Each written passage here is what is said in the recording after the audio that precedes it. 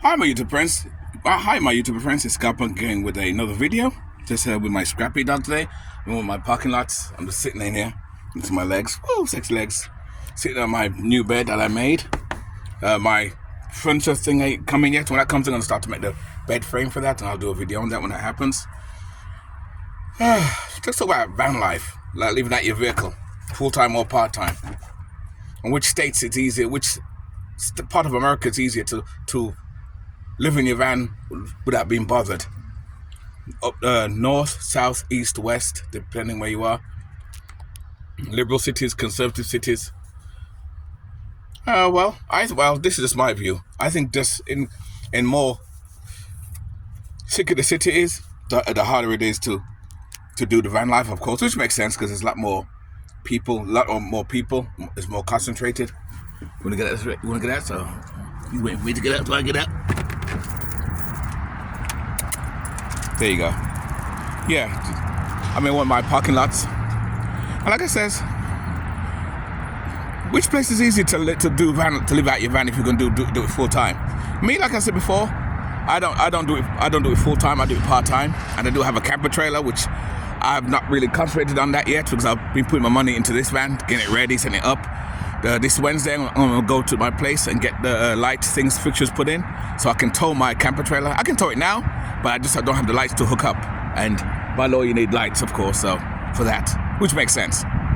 Which proves my point, I'll have to grade 100%. But anyway, I find because I live up north between New Jersey and New York area, and I find it's more easier to park and do van life up here than probably, say, California or down south, like, I don't know, Florida or Midwest.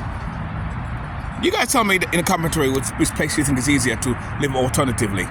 Well, actually, I shouldn't say van life, I should say alternative, because I live alternatively. Because I found that, like I said before, people say, well, what's the difference between van life and living alternatively? It's both the same thing. It is. The difference is people live out their van full time. They have no base, they have nothing. In most cases. Or maybe they're lying and just saying that on their channel, but I don't know. You never know. But you got those who live out their van, they have no base or nothing like that, and choose to just have a van, or a trailer, or a bus, or whatever, Living alternatively, it's the same thing, but they can have a base. And when I base, have base, like a small little room, a little garage, something like that, little garage to rent, something like that. Because I don't want to be in a small place or in a van every day. But you got to bear in mind, you don't live in your van anyway. You live out of your vehicle, especially if you're working all day anyway, and it's basically just a place to sleep. That's what it is. Place to rest, sleep, watch TV. That's what a place is. Which is why it's hard for me to want to pay high rent, pay $1,500, work hard just to have a room to sleep. When you spend most of your time working, and a lot of middle class people live this way. They have the houses, nice houses, and they choose to work, do 2 jobs, work hard, and that's good, it's not wrong. I guess a house is an investment, and that's why they do it. But in the meantime, you're working so hard to have a house that you're never there. That don't make sense to me. Investment or no investment. So, But anyway, where was I? Up north, I find, probably because I live up north, that it's easy to park, because I can park my trailer. See, up north, up here, there's a lot of strip malls. In Jersey, New York, a lot of upstate New York, there's a lot of strip malls. You can park at night, and they don't bother you at night. As long as you move around, you park one here to a couple nights, then you go to another couple nights. But some people spoil it for the others, and they'll stay in one place for like weeks and weeks. You don't do that. You don't stay there for weeks. No, keep moving around. I don't mind moving around, don't bother me, because I have a base, so I can park my vehicle on property if I choose to. But like I said before, though, I find up north is better because it has a lot of strip malls. I'm in a strip mall right now. I go to Hobby Lobby. There's tons of other malls I can go to. But you go to California or Florida, there's not much strip malls there. There's strip malls, but they don't allow you to park there, so it's more harder unless you go to Cracker Barrel. I've not seen no Cracker Barrel in Jersey. Well, there is 1 or 2, but not too many. Where's Scrappy anyway? It's over there somewhere. So, So what do you guys think? Is it cheap? Is it in your town, your town where you guys live, is it easier to live where you are, or campsites? About Arizona too. Arizona is another place. Arizona has a lot of space, but it's too hot down there. I can't live in Arizona. Arizona's hot as hell, but it can be cold as hell too. I want to. If I do van life full time or live at my van full time, I want to live in a state where we don't get no snow. I don't mind if it gets cold or freezing, because when you're colder, you can keep warmer easier than when it's hot. It's hard to keep cooler. Let me repeat that again. When it's wintertime, it's weird. Every winter in my van, I can stay in my van every night. Every winter I stay in my van every night, because I can always keep it warm. But in the summertime, it's hard to stay in your van, despite you have air conditioning. Because you got to bear in mind, your air conditioner in your van is not as powerful as the one in your house. In your house, when you bricks and mortar, right, Scrappy? You agree? Do you agree? It's not as strong. It's not as strong as It's not as strong as the brick and mortar.